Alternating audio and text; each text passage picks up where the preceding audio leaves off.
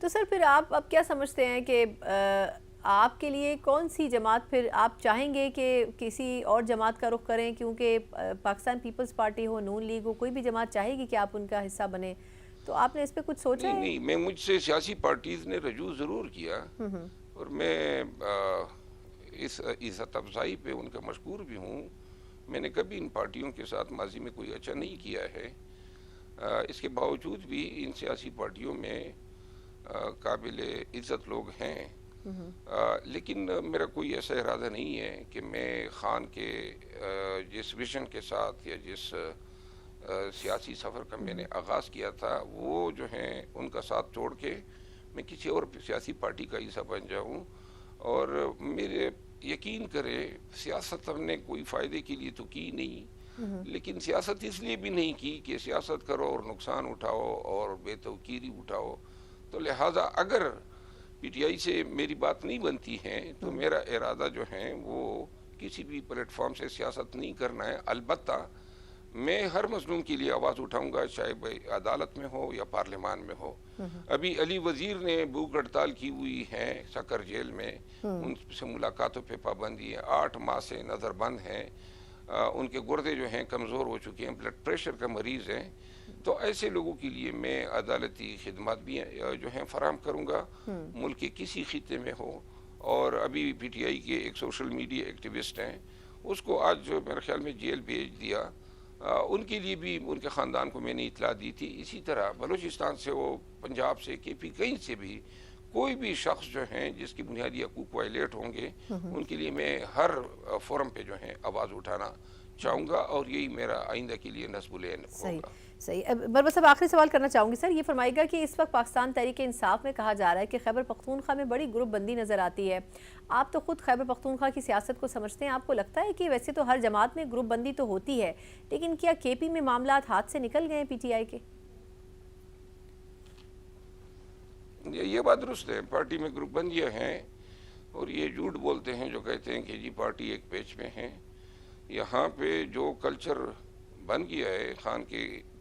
Jail جانے کے بعد،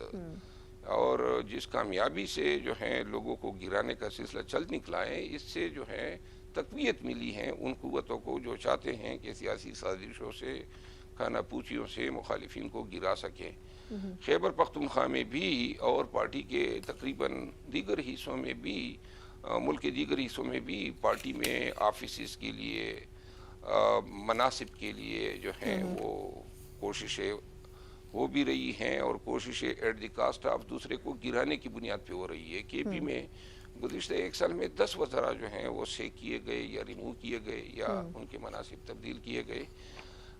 یوں جو ہے یہ سلسلہ تسلسل سے جاری ہے، اور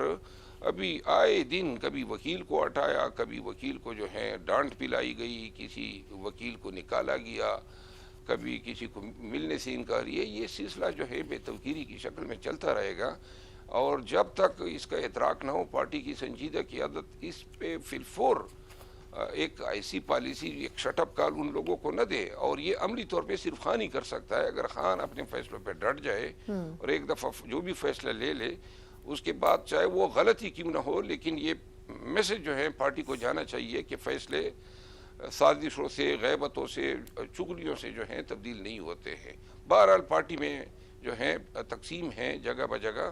اللہ کرے یہ اس کا ادراک ہو جائے اور ان مسائل کو ایڈریس کیا جا سکے۔ اچھا، بس مجھے مختصر سے فرمائیے گا کہ خبر آج آئی تھی کہ علیمہ خان صاحبہ جے آئی ٹی کے سامنے پیش ہوئی تھیں، اور سوشل میڈیا کے حوالے سے وہ جے آئی ٹی تشکیل دی گئی تھی، تو اس میں انہوں نے شاید یہ غالباً کہا ہے کہ جو امریکہ سے بیٹھ کے جبران الیاس صاحب اکاؤنٹ چلا رہے تھے عمران خان صاحب کا، اس میں کچھ مواد یا کچھ ایسی انسٹرکشنز ہوتی تھی جو وہ خود بھی دیتی تھیں۔ آپ کو لگتا ہے کہ وہ جو جس قسم کی بعض اوقات ٹویٹس ہو جاتی تھیں اس اکاؤنٹ سے، اس میں علیمہ خان صاحبہ کا بھی کوئی کردار ہوگا؟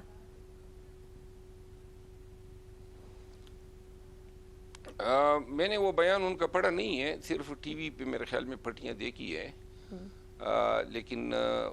میں اس حوالے سے پی ٹی آئی کے سوشل میڈیا پالیسی کے حوالے سے صرف اتنا کہہ سکتا ہوں